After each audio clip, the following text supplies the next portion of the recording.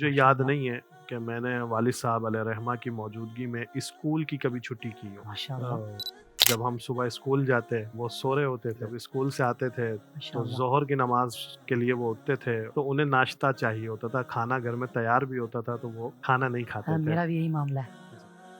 پاکستان کی کس نامور شخصیت سے آپ بہت انسپائر ہیں؟